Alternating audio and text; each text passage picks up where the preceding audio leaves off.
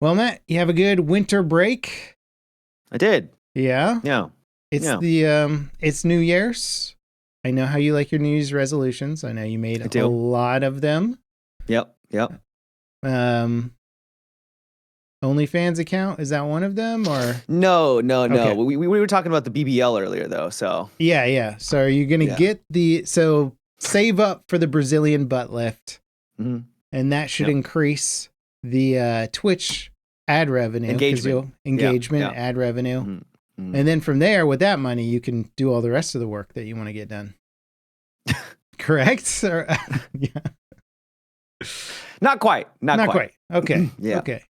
You know, you hear they're doing pretty crazy stuff with like cosmetics now. They can like take blood and then like put it in a centrifuge and like make Excuse stem me? cells and platelets out of it and then just inject it back into you and it like makes you look younger or something.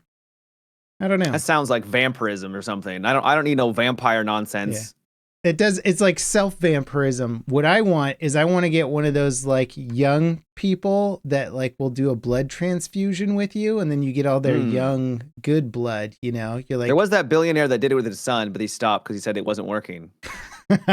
Yeah, well they made a joke about that on Silicon Valley, the show, where Yeah. like the rich dude just has his like blood bag guy next to him.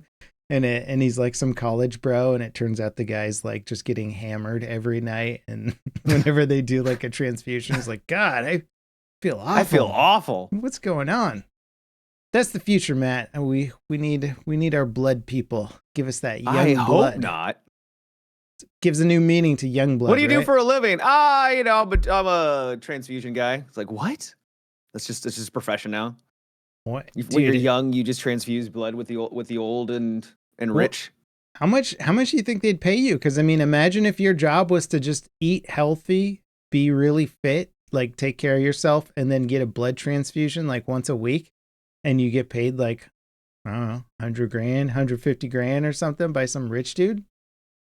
I'm sure people would do it, but God, that sounds unbelievably dystopian, and I hope we never ever reach that point where there are people like, yeah, this is great. Well, you could probably work a different job while you did that also. So you could just be like, oh yeah, on Sundays I give all my Double blood the to money. this dude. There you yeah, go. Yeah. I don't know, man. Different life. I could see that. The price, if the price was right, Matt, what would the price have to be for you? You know? I have no idea. What's the point? No idea. I'm all for this future. I think we should pursue this technology and definitely work on. Well, you're getting to the age now where you would be the one who would have to pay someone, because I don't mean to be the bearer of bad news, but you're not a young whippersnapper like you used to be. That is true. I need some 20-year-old blood, Matt. I wonder what that costs. I'm absolutely looking this up on the internet later into what the legality and if it actually happens. We'll find out. Well, like I said, there was that one billionaire who did it with his son, and apparently the results weren't really beneficial, at least according to him. So I don't know. I would love that if his son was actually like boozing and just eating tons of candy or something. He's like, oh yeah, it's killing me. I've got diabetes or something now. What's going on? Well, I think 2026 is going to be a good year, not just because of the BBL that you got planned, but also analysts are predicting that there's going to be more games in 2026 than basically ever before, including 2025, which was a pretty game heavy year. I mean, we got some bangers. I would say it was one of the best years of gaming in a while. So doesn't mean that the quality will be there for 2026, but at least, hey, more games, I'm down. Yeah. I mean, and sure, all of those games will fall victim to GTA 6 launching and they'll all crash and burn horrifically. But I mean, just having that many options is going to be crazy. I think we're still seeing the post-COVID bubble of game development like kind of hitting us right now, which, the average game dev time is 5 years from what I hear. So that lines up pretty well, you know, where we're still getting a bit of that. So that's good news. Yeah. That's exciting. Any top picks for 2026? I mean, besides Grand Theft Auto, the one that everyone's been waiting for, I'd have to think about it. But yeah, there's some games I've got my eye on, but I'd have to go through an actual list because I can't remember them off the top of my head. Fair enough. I mean, Star Citizen's on my list, Matt, because we know that's coming out this year. It's coming out. Totally, definitely releasing. You know what's going to happen is Star Citizen's going to launch alongside GTA 6, and it's just going to kill GTA 6 sales. Oh, yeah, totally. That's what's definitely what's going to happen. Yes. Yeah.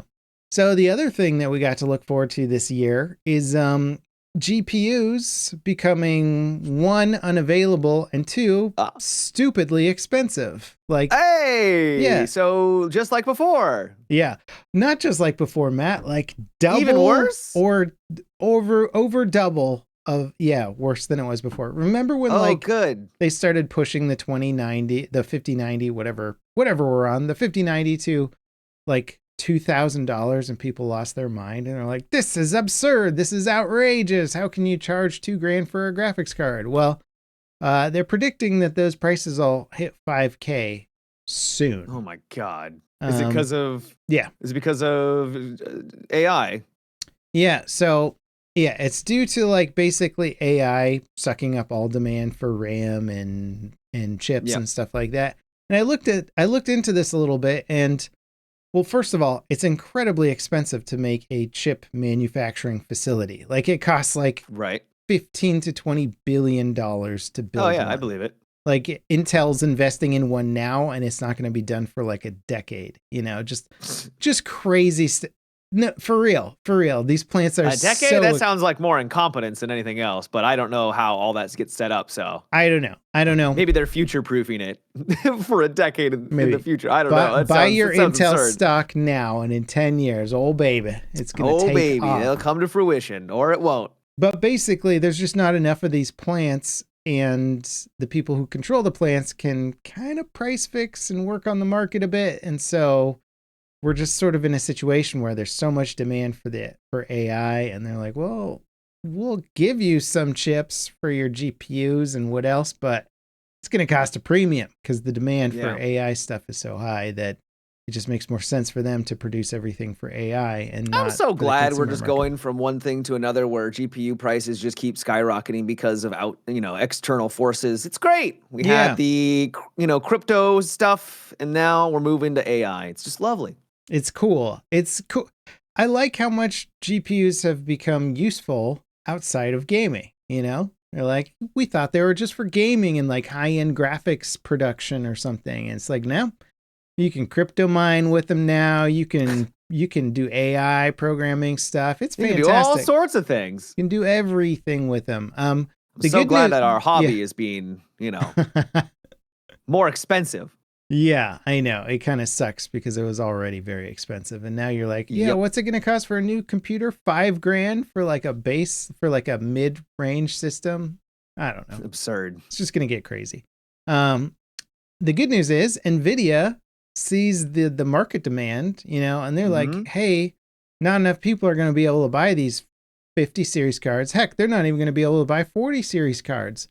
So they're going to start making 3060s again for the peasants out there. Wait, really? They're gonna spin that sucker up? Why? That's what I read. To meet demand, because I guess it's like a really cost-effective card to produce, and it's also one of the best-selling or most widespread GPUs out there. Like if you look, because Steam has those incredible charts where people upload their builds to Steam, and then Steam aggregates all that data that we can look at, and like. I think, I don't know, I didn't look at this recently, but cards like the 3060 are like some of the most popular. I think like the 2070 was the most popular for a long time. And, so in terms of mass popularity, I mean, like, I think the 30 series is still kind of like where it's at.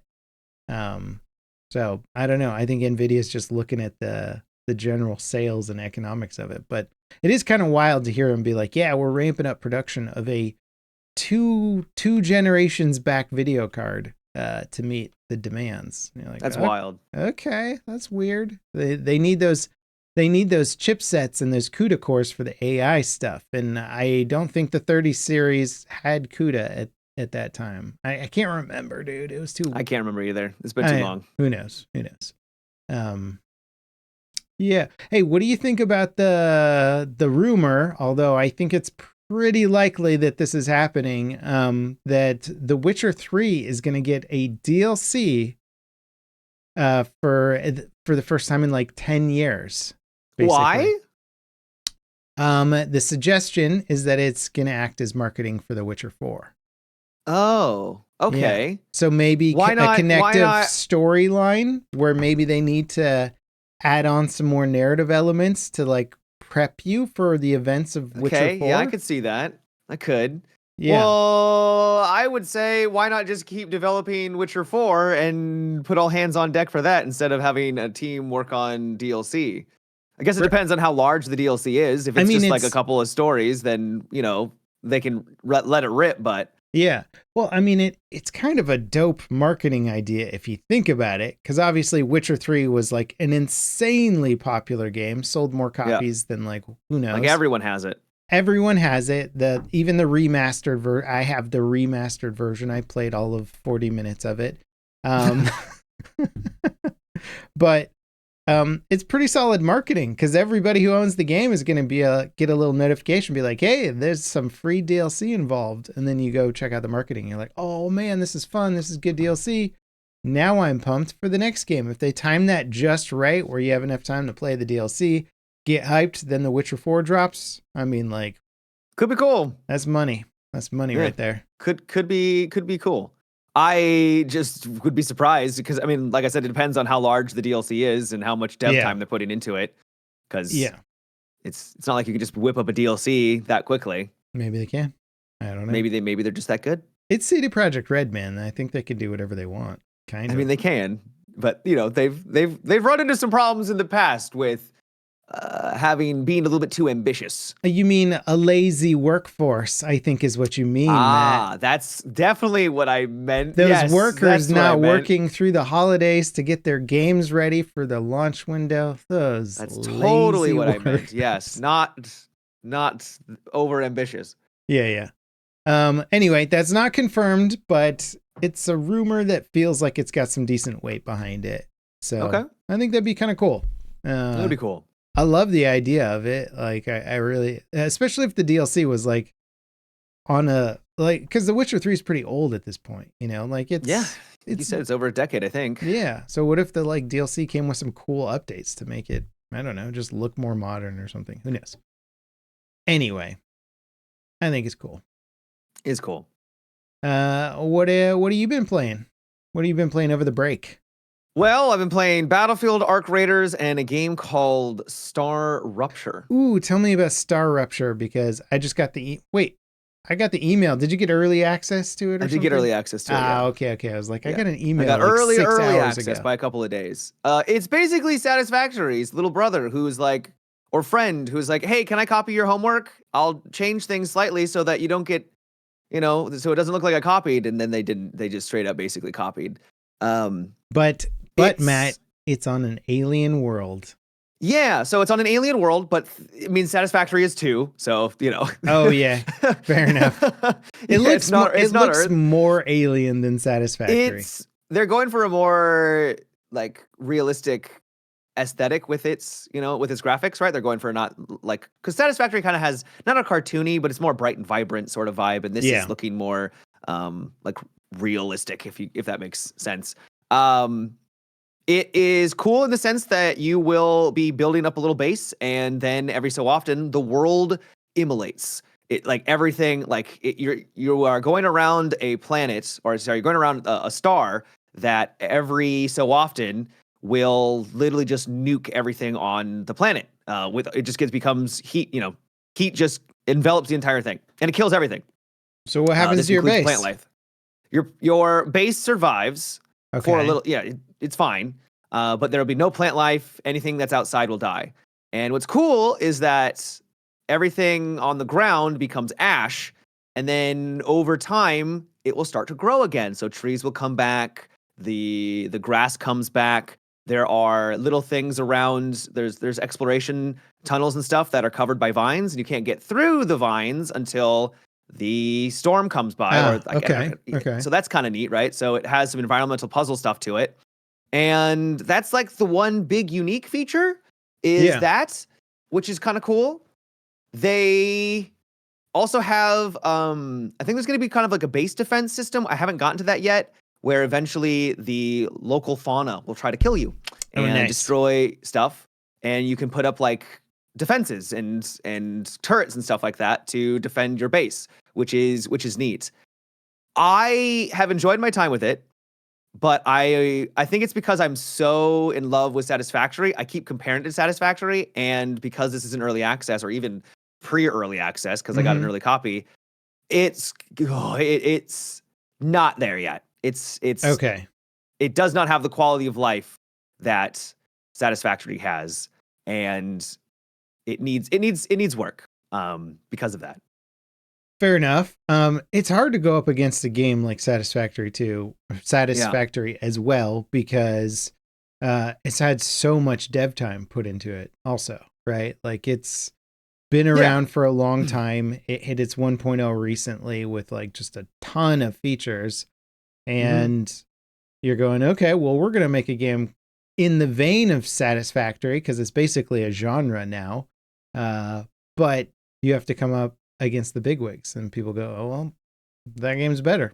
Sorry. The way they do it is it's so Satisfactory is kind of a push system where you are pushing resources downrange, and then those resources go into different things to be refined into things, and that pushes it further, keeps pushing. This is a pull system where you have to request an item gets made, and then it will pull things from it will pull it towards you.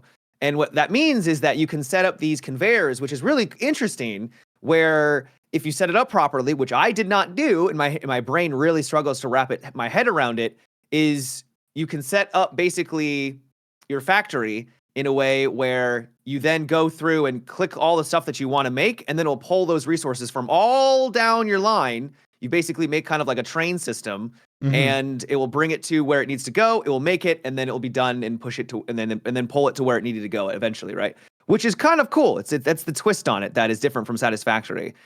The reason why I'm not as enthused with it is I really struggled with figuring out like how many resources I needed versus how many buildings I needed. Because in Satisfactory, you basically just build what you need and then you're done. You just let it just do its thing. And in this, you need to go through and be like, okay, now I need this, this, this, and this. So you change what is being made in these buildings to meet that demand, right? Yeah. And I was struggling with that. I think this is just a personal thing because I love Satisfactory so much. But that was one rub that I was running into that was causing a little bit of friction for at least my play style. Okay. If that makes any sense whatsoever. I think so. I was thinking about trying to try it out, and I did look at the Steam page, and it has, I think, very positive reviews so far. But yeah, I saw it. I'm glad it's doing well in that regard. Yeah. Granted, those very positive reviews were like 4 hours after early access launched. So I'm like, okay, what does that mean? Does that just mean people are really excited about the game? I think it's because it's another factory style game, right? Yeah. Satisfactory isn't the only game that has done this, so I want to be clear that Sure. Factorio is probably the more notable. There's a lot more factory games out there. It's just that Satisfactory does it so good. Yeah. Cool. So I played a tiny bit of Arc Raiders over the break. I almost missed the entire trials system, and then on the last night of it, with 2 hours remaining, I hopped on for like 2 matches, and I got up into the double promotion bracket. Like, damn, that's actually really impressive. How did you manage that? I think my bracket was just lazy because I only got like 4,000 or 5,000 points, and then it was like, you're in the double promotion zone, and I was like, what? Okay, that's crazy. So I was near the I almost got to the triple promotion, but I had 90,000 points. Oh my god, your bracket is. I think triple promotion in my bracket was in like the 20,000 point range. So you just got a way sweatier bracket than I did. Maybe. But I was also, I think I was like wild card 1 or something. I don't know. Okay. Now I'm to wild card 3. Interesting. See, last bracket, same for me. I almost got to triple promotion, but it was really sweaty. Like people were pushing, and like I was like at number 2 at one point, and then I just got pushed out of it in the last day or something. I was like, I'm not doing that again. The thing that made it manageable is that I've been sitting in which we now have confirmation, by the way, apparently, in the PvE lobbies where no one was attacking. Yep. And I would run around Stella Montes with like a shotgun and just went around killing shredders and got like 18,000 points for that. There's also a lot of fireballs in that. And so it was fireball and shredders. That was 2 of the things. So I basically was able to do 2 with 1 and was able to get pretty high by just running around like a lunatic. Yeah. I then got attacked by someone, had to defend myself. And then I tried to do that again the next round. And my God, just because I attacked one guy, all of a sudden the game's like, all right, buddy, lock and load, because everyone was gunning for me. And then I was like, okay, I'm no longer in the PvE lobby. I understand. I won't be able to do this anymore. Dude, I was I wonder if because I was definitely, my games were not PvE. They were like people trying to kill me. And I wonder if the brackets are semi-based on your aggression as well, because it would be unfair to put you in. Because, now you're saying 90,000. I'm like, my top guys were like 20,000. That's crazy. So maybe that's the PvE top score or the PvP top score. Maybe. And PvE is like 90,000, no problem. When nobody's trying to kill me at all, I can just run around and farm. I don't know. I don't think that they probably, you're talking about for the trial stuff. I don't think the trials separate into different brackets. I think that's just the luck of the draw. Okay. That, I would be very surprised if that was the case. Yeah. But yes, but that's the thing is like, if you're doing the trials and you want to do them, almost every single one of them is PvE, right? Yep. And so if you I'm are then annoyed that there people, aren't PvP trials. There should be PvP trials. Like the devs keep saying that they play much more aggressively than their average community. They're like, oh, people don't play this game very aggressively. It's like you don't give them any incentive to do so. Literally, the whole game is an incentive to not PvP. Because if I had to do some of these trials and people were being aggressive, as you know, I've got nothing wrong with that. There's no way I would be able to get as high as I did for last week. It's just no shot, right? And especially as a solo player, no shot at all. Like there's no way to compete. Man, I'm like doomed to be in the PvP bracket. I kept trying to play passively, and then I'd have players that I had this guy shoot at me. He missed completely, and then I killed him. And so the game's probably like, well, you're an aggressive player now because that guy did no damage to you and you killed him. And like, but not only was he trying to kill me, he was like egging me on by being creepy in the voice comms and stuff like that and trying to hunt me down. And then like, it's kind of creepy. Yeah, and I got the drop. I'm gonna get you. Which is very confident for a guy who literally didn't land a single shot on me once I ambushed him, which was very funny. But I'm like, cool. I'm just going higher in the sweaty bracket. I think as long as you're not, it depends on how you play, right? Because there's definitely different brackets. I'm assuming, like there is in between. Brackets, right? But there's no way the game calculates like, oh, he shot at you first. Like there's no. I don't think it does that. Yeah. I think a lot of people are speculating that it's literally just if you shoot someone, that means you're being aggressive, right? So it doesn't matter if you're defending yourself. If you shoot back, that means it's going to put you into potentially a higher bracket for aggression. So if you want to get in the PvE lobbies, you literally just have to run away. You just have to accept it. Do like a bunch of probably if you went on to Stella Montes and you just ran around and died a bunch of times, never shot anybody, you probably would get into the PvE lobbies a lot faster that way. I saw a YouTuber make a video on this. He just went in with a free kit like a bunch of times and just like aggroed people onto him and like got them to shoot him, and he died, and they got pushed into the lower bracket, and it didn't take him too long. But I'm just like, that's so silly. Like it's just a bad mechanic where you're like, you say that, but the game is doing incredibly well right now, so it must be working in some respects. Sorry, I should say it's a non-ideal way to complete the missions that you want to complete, where you're like, I have to switch between this invisible bracket that it's matchmaking me into to complete the missions I want to do. And then I'll go PvP after that.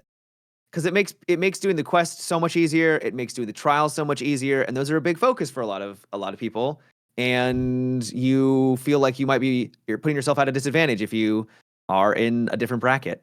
It is fascinating to see how people play differently in those brackets, because as soon as you get bumped up to like one, you're like, that guy is like being careful now. He's going around the corner. He's got his gun up. I'm like, if this was the PvE, they'd just be hauling ass. And like it's fascinating to see the difference in play style of how like they'll still be nice, but they're way less trusting of you, and you are less trusting of them, right? And I prefer that. I actually like that dynamic a lot more for my gameplay style, because it just, it adds that tension. But yeah. Yeah, I like to be a little nervous when I'm playing, a little bit on my toes. It adds that tension, and I it's so funny when you get bumped into the PvE bracket, because I would say to stuff like, "Hey, you friendly?" And they're like almost like annoyed that they have to get on comms to be like, "Yeah, like shut up." Yeah, I'm friendly. I've had so many what do you mean? Do that too. Yeah, they're just like, yeah, obviously. And you're like, oh, okay, I guess we're in the noob lobby all of a sudden. Or the game still gets my heart pounding though. I love the tension of it, because I got ambushed by a guy, took him down. Another guy ambushes me after I'm trying to loot the other guy. Somehow take him down. My heart is racing. Nice. Then I get shot by another dude. I'm just like, holy hell! I'm gonna run away like a coward, and I did, and I survived, and it was awesome. It's a ton of fun. Did you hear about the potential of a player market? No. Yeah, so apparently there was an interview or something, and then the guy mentioned, I didn't actually listen to the interview or read the interview, so take this with a grain of salt. I should do more due diligence on my end. But supposedly they mentioned a player market, and boy, I would hate that so much. I'll explain what a player market is in this context. My guess is it could be something like Escape from Tarkov, where you would be able to sell items and stuff like that on a player market, and you would be able to buy that with a currency, the in-game currency. Wouldn't that just kind of ruin everything? Yes! Yes, it absolutely would, because then you don't have to worry about what something is in terms of its value for crafting and getting certain things for items. It's all about the monetary value of the item. Well, and that's what Tarkov, its problem is. Everything's about how much money it can make you. Yeah. I mean, I would argue that Arc Raiders doesn't have enough uses for its money. It's not a very good money system. And if the main use is to just stockpile it for your expedition, you're like, well, that's pretty lame use of currency if you're just never using it or afraid to use it because you need it for this one thing.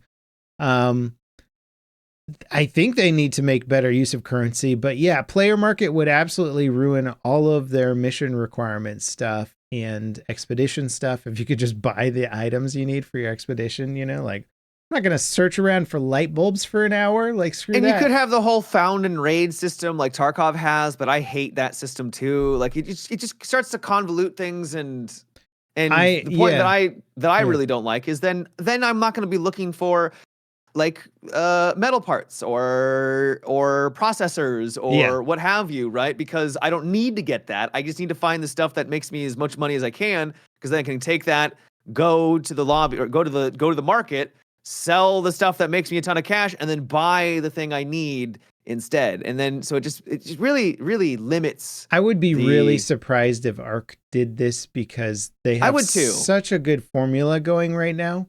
Yeah. Why make such a drastic change to a solid formula? Like, I also think there's not enough items to really justify it. Tarkov, it kind of makes sense because there's just like thousands of items, right? You just get thrown nonsense at your, at you. So it's like, if you need a specific item for the specific thing, like, it kind of makes sense. But thankfully, Arc Raiders doesn't have that problem.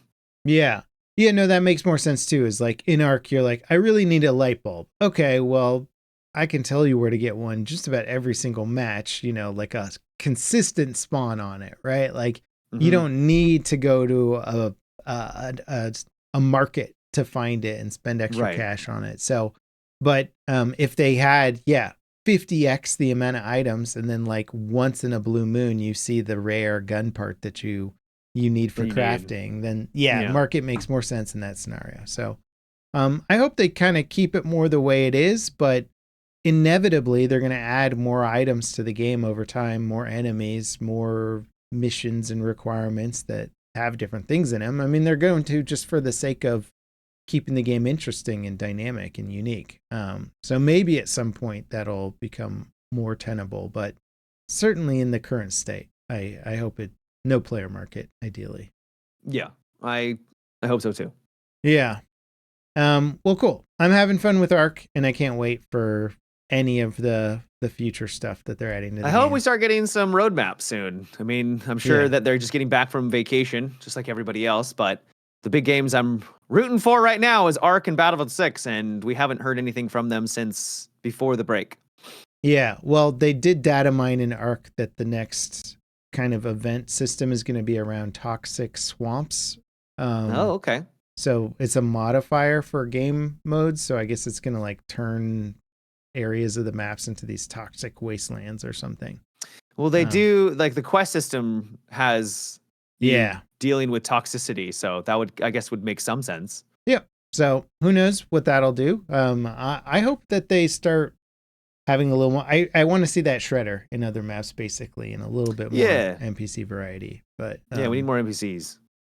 Yeah, that's cool. Yeah, so BF6, I have been playing it as well. Been having fun with it. It's a fun little game, but I call it, well, I mean, like I say fun little game. It's a fun little game. It is fun, yeah. It's a fun little game because the amount of content on it that I cycle through is pretty limited. Like I kind of do conquest and escalation, not much else on it.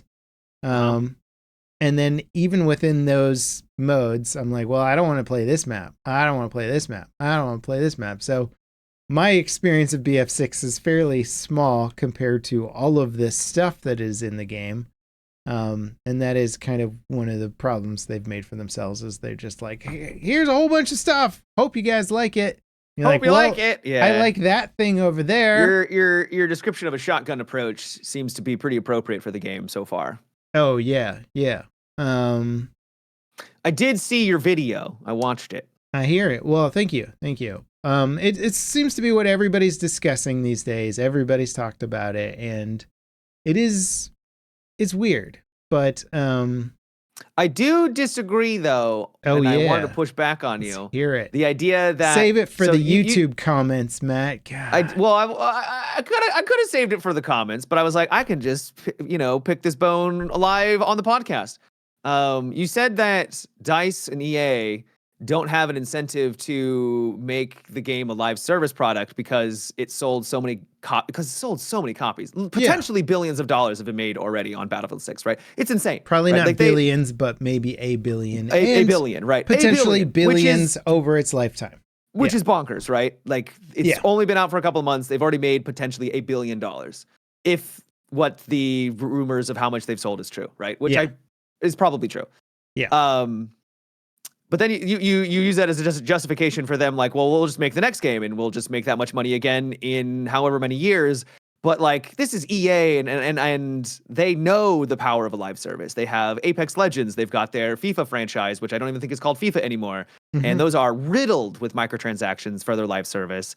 And I think that they would, if they had an install player base of potentially in the millions, they would want to sustain that player base to some extent, and they're going to spend some of that money they've made hopefully developing a live service that keeps that player base engaged long term to make more money. You wouldn't have battle passes, you wouldn't have a shop if you didn't want people to be making or to be spending money in a live service kind of ecosystem. So I'm going to just pushing back a little bit on the idea that they're going to abandon the game that's go make totally the next fair. Battlefield. I would say you're right.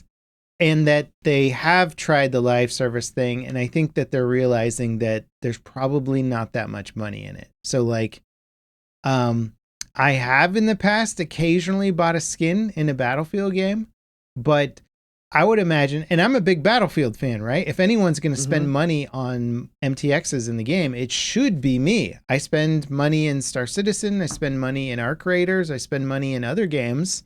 I'm not adverse to spending on post-launch content or skins or cosmetic items. I've even bought stuff for the finals, which I don't play that much, but some of the skins were just so cool. I was like, I'm going to buy that. That's sick, Yeah. So the fact that I'm not purchasing stuff in Battlefield, I think suggests that overall they are probably seeing a really weak MTX economy for that game. Potentially. Yeah. But You are just using yourself as an example to justify. Sure. I'm saying my actions probably reflect the majority, but I do think they probably do. Like, have you spent money on skins? No, I've not yet. No. Have you spent money on skins in other games? I have not spent money. No.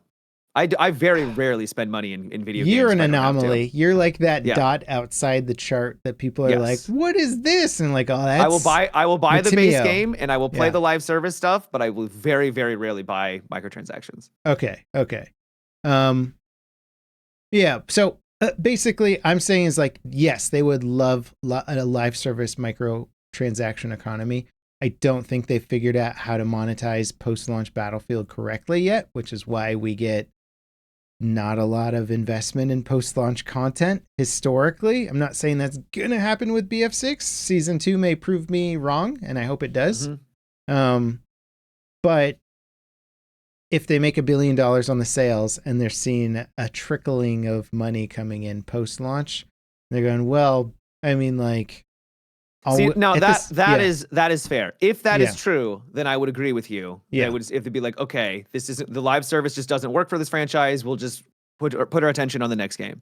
Yeah. But I think this is EA, and I think they at least would like to try. The past Battlefields, like Battlefield, I think Battlefield 5 was live service. 2042 was live service, and those both of those games, they didn't fail necessarily because the live service was poorly implemented. They failed because they had to fix the games before they could actually get going. Right? Yeah. So they've never really had a game that had a good foundation at launch. That's fair. So BF6 is kind of the first real test of saying, we've got a strong launch and we've got our MTX system set up and ready to go from the get-go. Now let's see how it goes. So we're all kind of guessing at this point, and I'm making some pretty big assumptions based on Season 1's content rollout, which could be a lot smaller than Season 2, based on maybe where they were in production when the game had to come out. Yeah. And we'll really only have a better idea of this once Season 2 rolls out, or if they give us a big roadmap for the game, which they used to do when you had... They need to do that. They absolutely need to make a roadmap to be like, hey... Because my guess is they're like, holy crap, this actually sold a ton of copies. Let's invest more into it because we've got an install base now. We know people are like interested in this. Go after the things that the players are interested in, and then, monetize that, right? This could be a massive amount of copium on my part.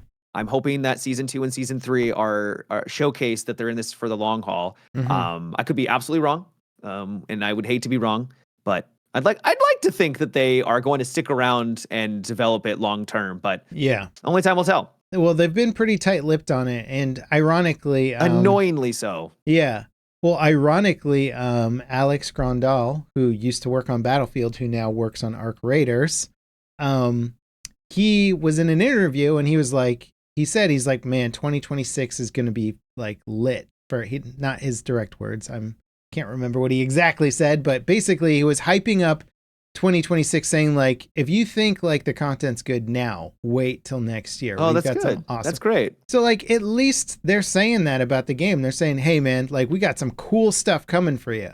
Battlefield 6 is like 2026 stuff will happen, I guess. The problem is they release games right before the holidays, right? And people are excited to play their games. They're having a blast. And then we don't hear anything for about a month because they're all on holiday, and rightfully so, right? They work really hard, and then they take their break. So everyone during the holidays, they're enjoying it, but they're having problems, and those problems are compounding. And they're like, why are they not addressing this? It's like, well, they're on holiday, and so it makes it always seem. I've heard this complaint time and time again for years because of this release schedule, and it's like, of course they're not addressing it because no one's at work right now. They're all on holiday. And so it gives this appearance that they don't care, which I don't think it could be true. I'd like to think it's not true. No. And then once January, then they start to get back in and things, it's like, oh yeah, they're developing the game again. So could be massive copium. I'm keeping my fingers crossed. It is a terrible timing window that happens over and over again. Yeah. Right? Over and over and over again. Yeah. Because not only does their time off line up with the holiday season where people are playing the most, but it's like, yeah, you're getting all the sales do best during the Christmas season. So that's when they put the games on sale. And it's just like recipe for disaster, but it's a profitable one. So they always just go for it every time.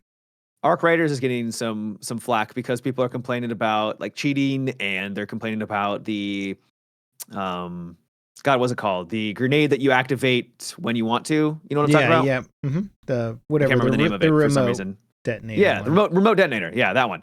They're like, why are the devs not resolving this? It's like, once again, they're on vacation. Yeah. And yeah, it sucks. Everyone's playing right now because it's the holidays. I thought they already responded and said that they're going to nerf it. Like, I think they have responded and say that, but it hasn't happened yet. That's the point, okay. Right? Yeah, so people are like obviously upset that it's not fixed yet. It is weird to me that those are like the little things where you go, obviously somebody's going to abuse this. Create some rules around it or balance it or whatever. Like, I mean, like make an extraction point, have EMPs that like disable remote devices or something, just something where you can't just booby trap the extract. Or just make it so that it, you can't activate it a split second after you throw it. That would also. Oh, right. Because people are just using them as grenades instead. Yeah. I get what you're saying. Yeah. So you have to preemptively predict where they're going to be, and then you can activate it. Not chuck it directly at someone's feet, and essentially it's now an impact grenade that does half your HP.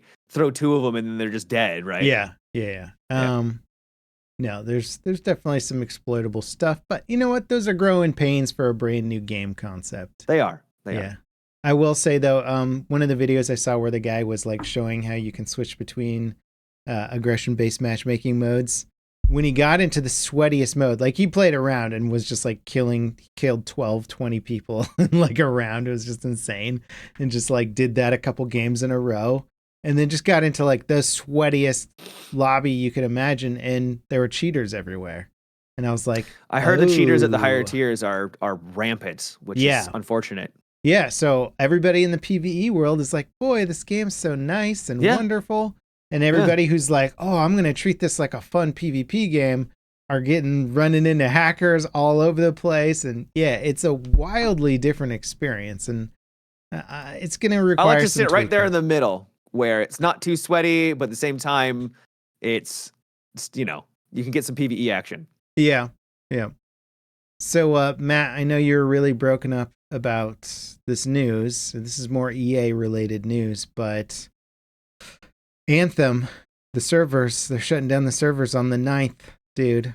Oh no! I thought that was taken down already. Your character 9th? With over 1,000 hours into it is gone forever on the 9th. Oh no! I should download that and play that again one more time before it's over. You could stream it. I played it a little bit. I think I'm launching a video right as this podcast is going. Oh baby! About jumping back into it, and it was interesting getting back into Anthem and just seeing it. I read up on the production because I remember it had a crazy production history, and I did the research again and was like, oh my god, this is like, it's like everything bad. Change of leadership like 3 or 4 times throughout the project, where you're just like, okay, like there's no way this game is gonna come out in a decent place, but it like they literally only got that game to what I would call a vertical slice of a product, which is basically like they got it where you could start playing it. It gave you sort of some tutorials, and then you're like an hour or two in and the game starts to fall apart. And you're just like, what? Is there nothing else going on in this game? Yep. And they charged like a full retail price for that, I believe. And that was like... they did. That was bad. And it's a shame too, because there are elements of it where you're like, dang, they made like a huge jungle and I can fly like Iron Man through the jungle and I can fly through the air and shoot all these guys, and the battle arenas are massive. And you're like, cool, there's some potential here, but my God, it's not even close to a finished game. And that was 7 years of dev time. I thought the game was already offline. Sure. Nobody's playing it. Done. I'm mostly just joking about the servers going offline on the 9th because nobody's playing the game. Servers are going offline. I might actually check it out just to play it, just for fun, just to see. Give it one final send off, and you can. one of the things in reading up on the making of it was that they changed the writing team or the head writer multiple times and the story and the narrative. And so like everything in the game is just inconsistent and just I believe it. Insanity. And so when you're like I still remember there was a guy, spoiler alert well, actually not a spoiler alert because you can't even play the game anymore. By the time this podcast is probably out. You have like this guy who's like your friend and he's like, I want to be a pilot just like you. And then he's like, but you're like, no, you're not ready. And then he's like, no, I hate you so much. And then he just abandons you and he's like a traitor. Mm-hmm. And then he comes back and he doesn't have an eye anymore. He's like grizzled and then he helps you, but you don't know why what he did. Like he just pops back up. He's like, hey guys, I need your help now. I was like, what? You abandoned us. It was so bad. There's like a missing cutscene. Dude, some of the lines it was like an entire missing arc of his character. Yeah. Some of the lines you're supposed to be in this like magical sort of tech magic city, right? And there's like banners and like old school fantasy tapestries and stuff. And then you'll be like walking past and people will be talking about runes and like magic and like it's all techno babble silliness. And then you'll just be walking past a dude and he'll be like, what's up, bro? Or something like that. And you're just like, what? That doesn't fit in at all. It's like they had two different philosophies of like what the world is supposed to be. You're like, one is cyberpunk and the other one is like Destiny. And it just doesn't know what it is. It's all, and the technobabble is ridiculous. I still remember there was a demo beta for it to get you kind of excited for the game. Mm-hmm. And they had this boss battle. There's this area where you had to fight like a giant spider, right? And it was a pretty cool like area, right? Like it was a decent introduction to the world. And I was like, if there is more of this, like Anthem's gonna be great. It was one of 3 dungeons. Mm-hmm. It was, and like everything else was just garbage. Like it was like the only actual like unique boss battles that they had. And it was like one of 3 and that was it. And it's like, you've got to be kidding me. You literally had the best content in your demo beta. Like, wow. Yeah. Cannot believe you did that. Also, I mean, but still. They have cinematics of you doing really cool stuff. And you're like, whoa, can't wait till we get to fight those giant, crazy walking things that siege a city. And then you just basically never do. And you're like, oh, dang it. It was definitely rocky. It's sad because it had hype behind it because it had a really like kind of compelling looking world, right? You see this world. It's riding off the hype of Destiny where everybody's like, cool, I want to play EA's version of Destiny. Hell yeah, sign me up. Yeah. And so it had all this hype and expectations and just like. It was also BioWare too, wasn't it? Yeah. This was like the start of BioWare's kind of downfall. People are like, oh yeah, Mass Effect. This is basically going to be a Mass Effect game or whatever. Also, the premise of the game, it started off as a co-op only game and then I believe it changed into a whole bunch of other crap over the time. Anyway. I mean, technically it is still a co-op, but yeah. Yeah, you're right. I guess it is. It's just sort of. It's not really a PvP. I don't think you can even PvP if you wanted to. I mean, I don't know. Who cares? Yeah, who cares?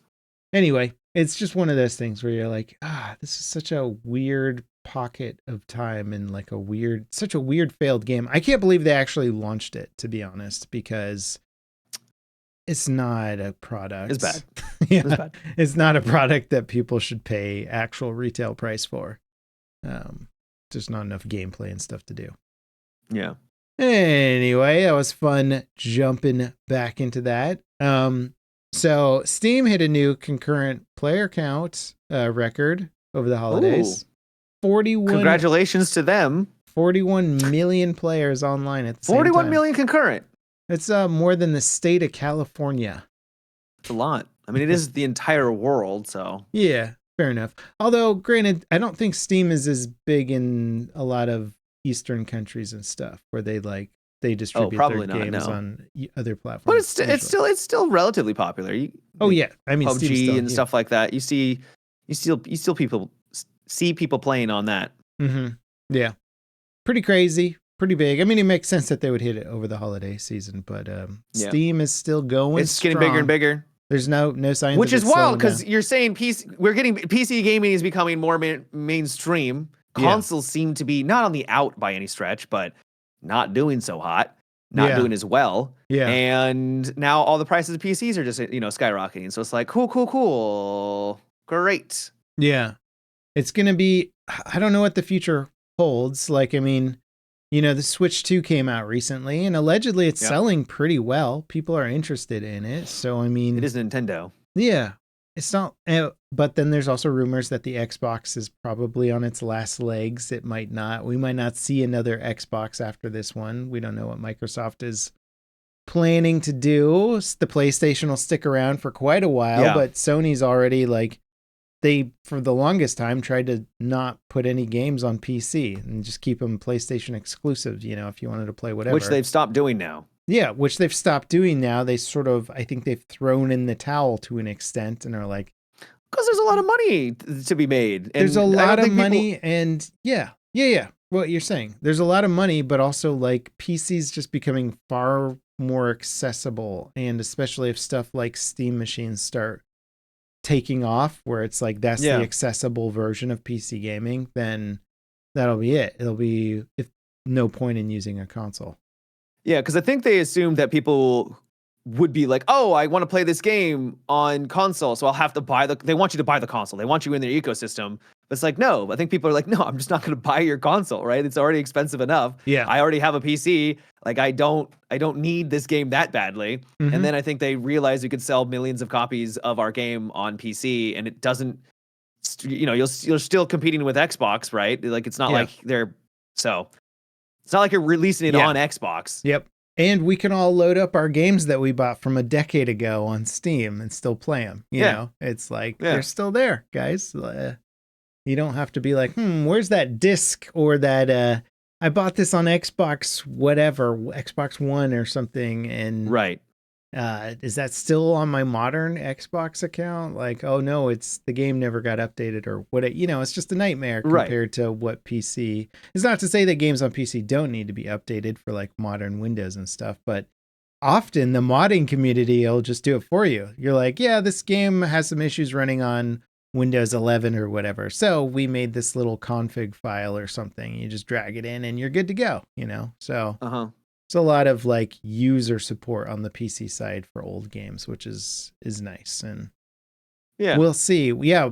Valve hasn't released all their new hardware yet, but they're coming out with the new controller, the new Steam machines, VR headset. I assume that hasn't come out yet. I saw the announcement. I don't remember what the release date was on that stuff, but I want one of those new controllers. They look cool. The controllers look cool. Yeah. Everything that they showed off looked pretty cool. Yeah, to be honest, it did. So I'm excited for that, man. But that's what you get when you pay all your employees $1 million a year because they make so much money through their... Those employees do not get paid $1 million a year. No, I'm sure they do. Well, no, not all of them. Come on. No, apparently they have one of the highest dev... they make so much money over there. Yeah. I mean, okay, yeah. And then Gabe has enough to buy freaking a yacht fleet. He's got to have more yachts than anybody. It's just insane. Yeah. What? They're doing quite well. I don't know if they're actually making $1 million, but I'm pretty sure they have the highest dev payout of a lot of companies. I shouldn't be making these claims, but it's very high. Sure. I mean, they can afford to. They could give them the best benefit package anybody's ever had in any company. It's great when you've got a monopoly on digital game distribution for the entire Western Hemisphere, man. It helps a lot. Did you find out? Now, what I want to know... So AI says they only get 80 to 110,000 annually. So I am very wrong if that's true. That's kind of average big tech salaries. Right. But I don't think that's true, though. Okay. But I could be wrong. I never heard the because I remember reading somewhere that they pay them a lot of money. I'm sure there's some executives there that get a crap load of money. But... Okay, here. So TLDR, this was a post. Valve employee numbers, salaries got released. Game developers, 181 people making an average of $1 million a year. Steam developers, 79 people making... 181 people making 181 people making $1 million a year. Wow. Steam developers, 79 people making an average of $960,000 a year. Hardware development is making 433. So I don't know if this is this Verge article should be believed, but yeah. Damn. Valve is not that far away from me, man. I'm gonna send in a resume. Holy crap. It's nuts. Yeah. But they don't have a lot of employees. No. Total staff of 2021 was 336 people. Yep. But they're making like each employee is making that company, I think, like, what was it, like $50 million or something like that? Yeah. Like, yeah. Just per employee, it's nuts. So they it makes sense that they could pay him a lot of money, right? Of course. Now, to be fair, those employees are not making the company $50 million a year. The thousands upon thousands of games that are coming out. You got your chip on your, you got that chip on your shoulder. I know. And I agree with you. It's a monopoly. It's a earned monopoly. It's a monopoly they got from competing fairly, but it is still a monopoly at the end of the day. Yes. Yeah. Yeah. Hey, I saw Avatar 3 over the break. Oh, nice. How was it? 3D. 3D. I think James Cameron's the only director that has ever made 3D look good. Yeah. It's funny because they show the trailers before the movie for other movies in 3D because you already got your 3D glasses on. And all those movies look like absolute trash in 3D. Like it looks like, I know how they do 3D in post, which is how 90% of the film industry does it. They don't shoot with stereoscopic lenses, and like Cameron's got these special cameras that he built that like focus the lenses on the subject that you're supposed to be looking at, and so they like angle it like your eyes would do, and you know, it cost them however much stupid amount of money to make that tech. Everybody else just shoots like normal, and then in post they have like people make height maps for things that are supposed to be closer and further away, and it looks like one of those magic eye things where you pull the lever and it's like, here's the dinosaur, you know. It looks like doesn't look that. Right. Yeah. So it makes sense that 3D is dying off as like a pull to get people into theaters, but man, Avatar 3 looked insane in 3D. Nice. The visuals are just stupid. Like there's nothing that's ever looked that good ever is in terms of CGI. I've heard that like if you didn't know it was a movie, people would assume it was just like you were watching Aliens. Like you were like this was like a documentary almost in some ways. Like the lighting is just that impressive. You get spoiled by it because you just start watching it and you're like, oh yeah, they're like flying these pterodactyl things over the ocean. You just and then they land on the beach, and then you're like, wait, none of these locations exist. You keep telling yourself that because it is so believable in every scene that you're like, right, they didn't like go out to the jungle and like paint some plants with neon paint. Like this, nothing I think exists. That's why. Yeah. I think that's why they're so successful is it becomes an experience. It becomes something that you go to just like immerse yourself in the world. Like the stories may not be groundbreaking, but it's so goddamn immersive because they're beautiful. It's absolutely stunning CGI to like that's never really been done to that level. Yeah. Yeah. It's next level. Now, I will say, narratively, I kind of felt like I was watching the first two movies again. Like I'm not surprised. The amount of repeated plot points where you're like, didn't we do this exact same situation in the first movie or in the second movie? They do that so many times throughout the film to the point where I'm just like, feels like we're just sort of starting back over again. Like, that's not to say that there aren't interesting characters and character developments, but I was a bit surprised by how many of the big sequences, the big action pieces were like, you're looking at it and you're like, are we watching the exact same movie that we watched a couple years ago? Because this is exactly what happened with the exact same characters fighting in the exact same way with the exact same robots and technology and animals and all that stuff. And you're like, it's the same. It's sort of like in Star Wars. If the second movie, they had just blown up another Death Star, you know? They at least pushed it off to the third movie. Blow up a second or a third one. They would definitely not blow up a third Death Star. It was a but planet. This Death Star, maybe it's more of a planet, you know? Yeah. No, at least they had The Empire Strikes Back in the original trilogy where you're like, oh, something crazy happened. And then the third one, they blow up another Death Star. And you're like, all right, you're back to your old tricks, are you? This one was like, we're just going to do the same thing 2 movies in a row. And you're like, okay, you've got a whole did you planet. Enjoy it? I enjoyed it. It was fun. It was nice. I was just surprised that I read up on the making of it, and it made a lot more sense because they shot the second and third movie at the same time. And so the second and third movie almost just feel like the same movie. The same thing. So surprised it took so long for it to come out then if they were shot at the same time. Well, it was a shorter period of time. Well, it was a lot shorter than the first to the second because that was like 15 years, but yeah.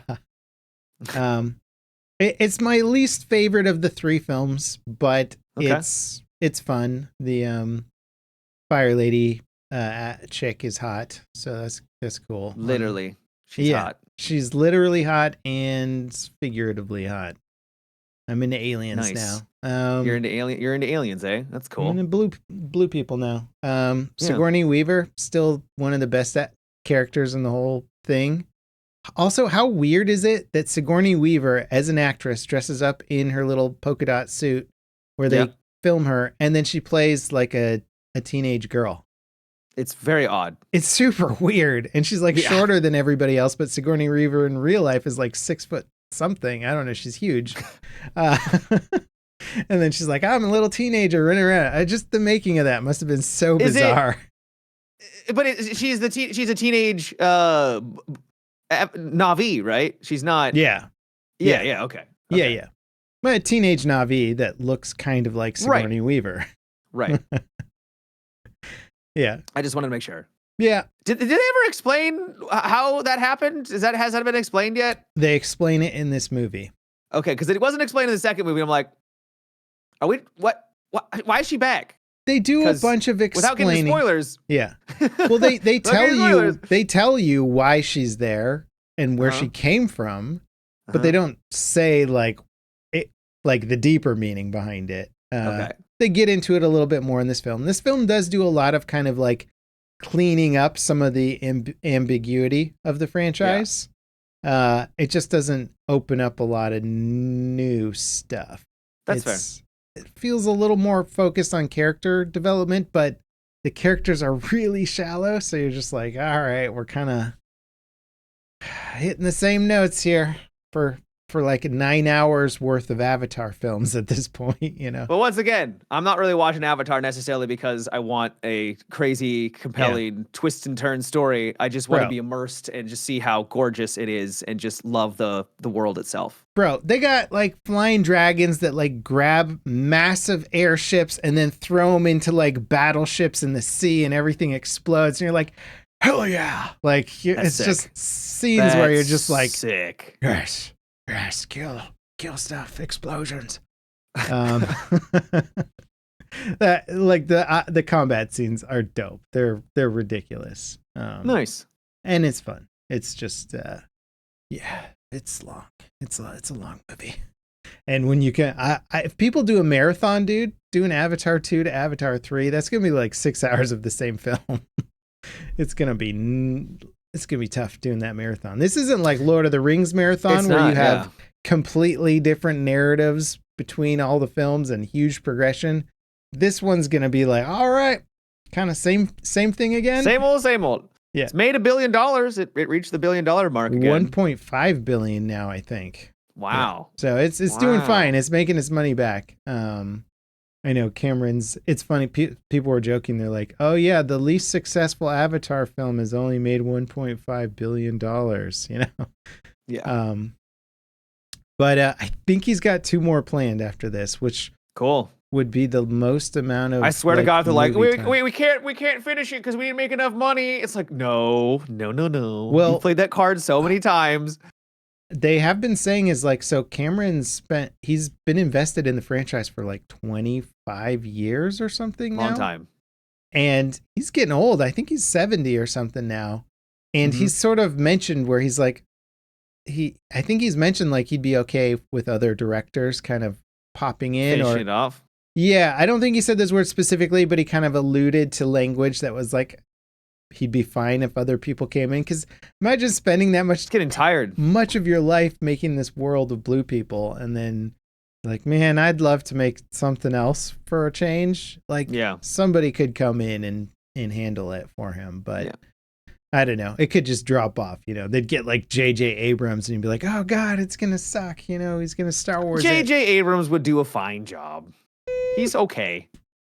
You know what? I liked his Star Trek reboot movie, and I liked his Star Wars reboot movie, but everything that followed those reboots was absolute trash. Yeah, true. Like The Force Awakens, right? It started, and I was like, hey, I didn't like love it, but it also set up something that I was interested in seeing the next movie. And then it all fell apart horrifically. And kind of same with the Star Trek reboots, where it set up the first one. I was like, okay, I don't love all of the plot points here, but it did a good job of introing the characters and rebooting the universe. And then everything after that was absolute garbage. So yeah, I don't know. I don't want JJ near good franchises, man. Let him do his own thing. I don't think he's cursed, bro. Maybe. I don't know. I've lost confidence in JJ. Fair enough. That's fair. Yeah. Let's see. So you played Ark, Star Rupture, Battlefield. I made a devlog for my game, and it I saw. Congratulations on was 2 years, right? 2 years. It's devlog number 50, and this one exploded, man. It did really well. Good. And we got it boosted our wish list by over 20K. It's crazy. Oh baby. I think I got it wish listed, so I think I'm one of those. Sick. You're C-beams. Yeah. Yep, on my wish list. Hell yeah. But it was cool. We just had a lot of. It's interesting because normally when I make a YouTube video that goes viral, it's like it's exciting. I can read the comments. Some people will reach out and be like, "Hey, watched your video on whatever, good job or something." And cool. It's great. But when a devlog goes viral, there's all this extra game traffic and people contacting me and stuff going on, and I don't know, it's exciting on a different level. I'll go, "Oh man, Steam wish lists have gone up. People are flooding into the Discord. Everybody's talking about stuff and chatting it up." And it's like, okay, wow, we created a little bit of commotion. So I'm giving myself a little shout out, a little pat on the back, but as you should. I enjoyed it. And on to year 3 of game development, dude. You're not comfortable making a prediction on when we'll be able to get it in our hands at all? We've got them internally, but okay. You don't have to disclose it here. I was just curious. Yeah, no, I know. No, we're not gonna say, because obviously, if I horribly predict our deadline or our production timeline, I don't want to get people hyped up.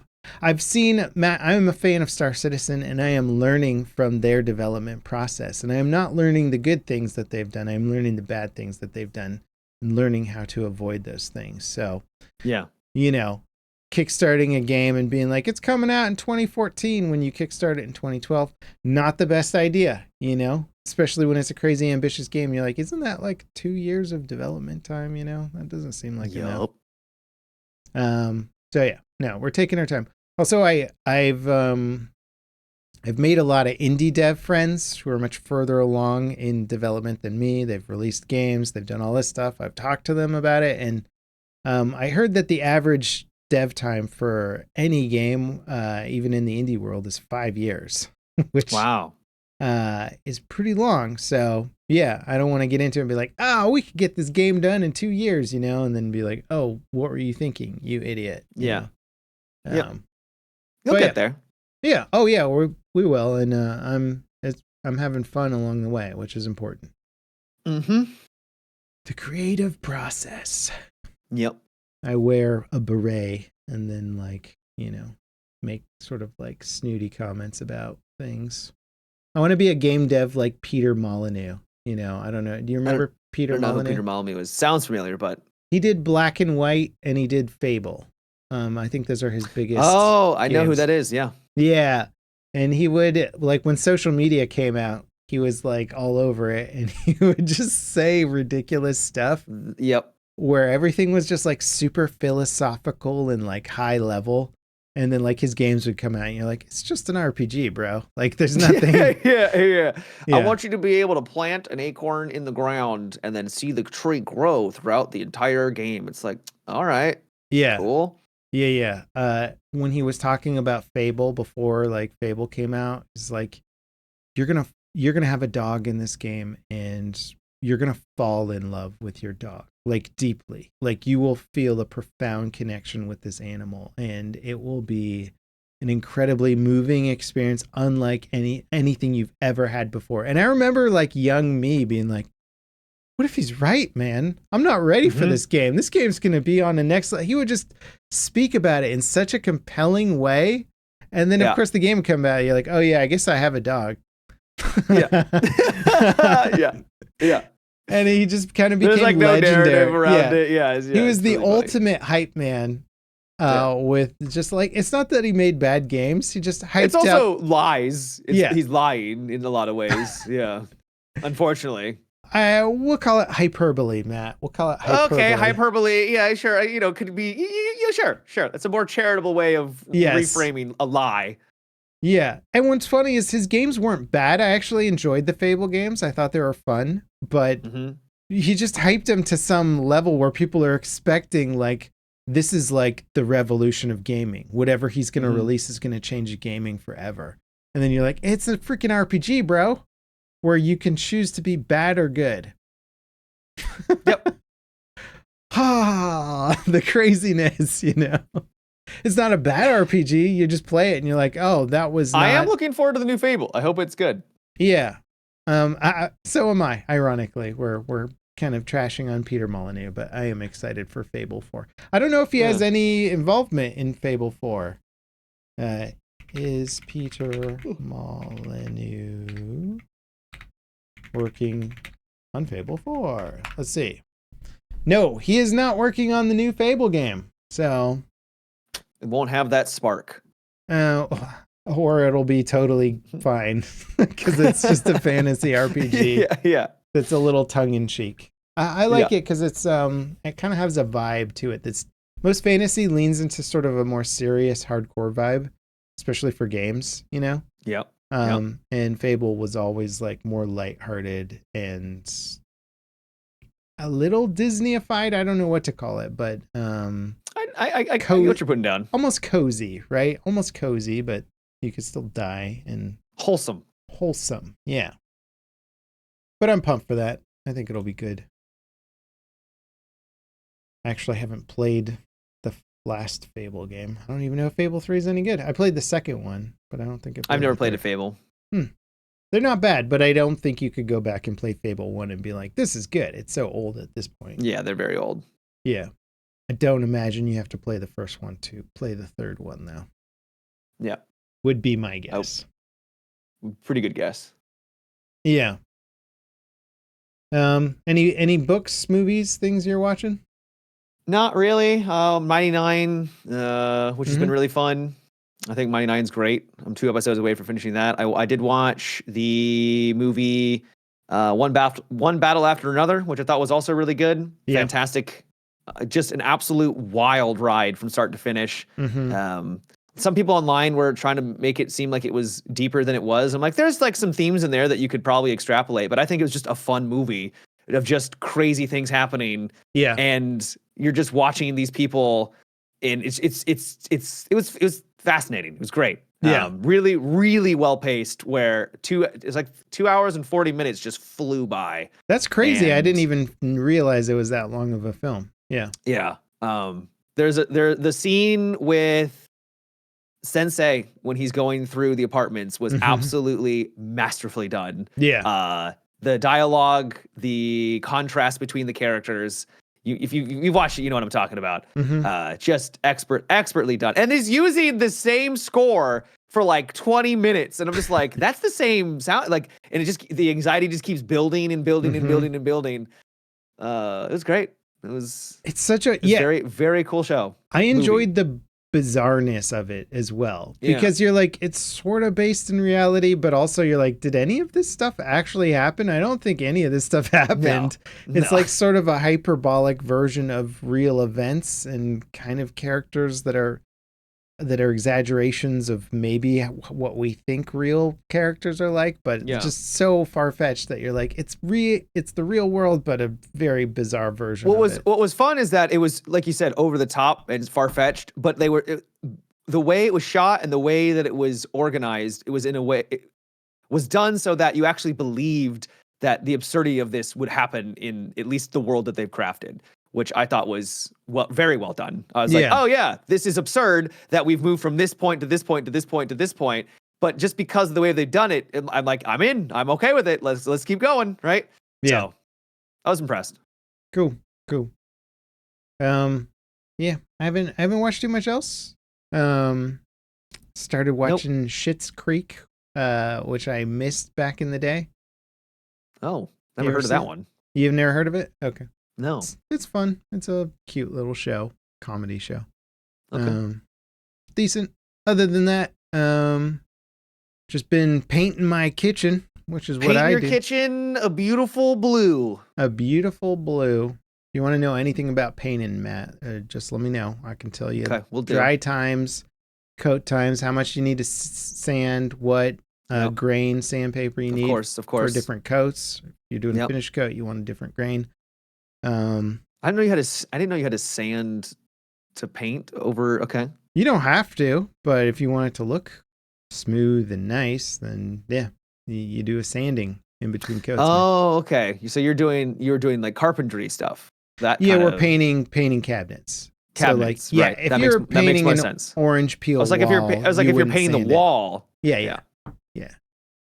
I can also give you some wall painting tips, Matt. We've been painting walls too. But if you're doing your kitchen cabinets, talk to me. I got some. I'll save you some time. It also saves you a lot of money, bro. That stuff is expensive.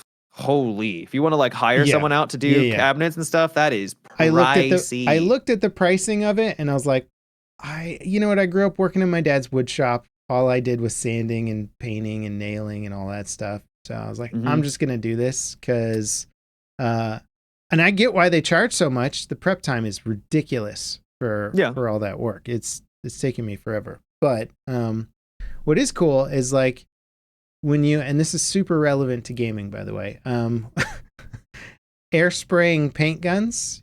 Back in the day, they were like they're pretty expensive. Like they're all like air pumps, and you got to keep it all clean, and you're looking at like over $1,000 or more for like a paint gun, a good quality paint gun, and then you had to keep real good care of it. So like only the professionals would do spraying work, but now we've got pretty darn good electric paint sprayers. Like the tech behind them is like comparable. Like you'll get benefits from the super expensive things, but I bought one from Lowe's and it was like $100 paint sprayer, and it's like giving me an incredible finish. I'm like, hell yeah, nice. Man. Yeah.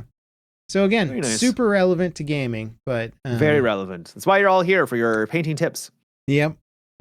So my garage has just been filled up with like drying cabinets and cupboard faces for like a week. It's been fun. Yeah. Well, fun. That's what I get up to apparently when I take a break from work for you go painting. Break. I just start working on something else. I'm like, I got to work on something, so I'm going to paint the kitchen. Right on. Yeah. Well, everybody, thank you so much for dropping by the Level With Me podcast. We hope you enjoyed it. And if you want to support our podcast further and watch us record this live and then hang out for a little post-podcast chat, you can check out our Patreon links in the video description.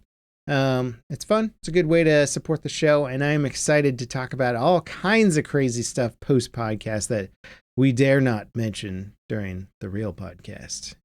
It's crazy stuff. Yeah, Matt's life outside of Twitch. Oof. Spicy stuff. But regardless, every week Matt is going to drop you with, or leave you with some. He's going to drop you. He's that way. But he's going to leave you with some very useful life advice. Take it away, Matt. Today's useful life advice is if you're grappling with a problem, maybe you're struggling with anything, that you're having a hard time understanding, be it work-related, gaming-related. This has nothing to do with Rupture, what I was really having a hard time, or Rupture, was having a hard time figuring out like how things work. Take a break, go for a walk, maybe just take a nap, leave it for the next day, because your brain will eventually mull it over and you can come up with solutions while you're just, what I'm trying to say is don't slam your head against the wall trying to figure out a problem. Give yourself a break. Come back to it at a later date. Your brain will work on it passively, even if you don't realize it is. Solid advice, Matt. I like that you apply it to general life advice, where I'm assuming this comes from your actual gaming experience. It does. People are like, oh, I'm so stressed out with these difficult life things. I take a break, come back to it. And you're like, if you're stuck in Rupture, and you're just like, I can't get past this thing, take a walk. And that's what happened. I was like, I can't wrap my head around this. Yeah. Because I have chat, they're trying to explain concepts. I'm like, I just cannot figure this out. Mm-hmm. And we have a bunch of people watching you, and you're trying to figure it out. It becomes stressful. Fair enough. Yeah. And I just could not wrap my head around it. And then I was like, the next day I was like, let me try this. And then it made more sense in my head. It's like, cool, because I took a break from it. I just, like I said, don't just slam your head against the wall. Just take a step back. Your brain will mull it over, even passively, and you'll come up with new ideas. I just like the idea that, your stressful days My stressful days are video game. What else do you think I do over here? You're just like, I can't get past this thing in this video game. I'm going to take a nap. Like, I just like that idea, that image of...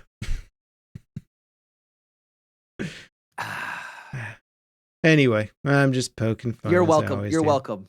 Yeah. Well, everybody, thank you so much for dropping by the podcast. We post every Wednesday, so don't miss it. Subscribe, do all that likey stuff and whatnot, and we'll see you guys next Wednesday.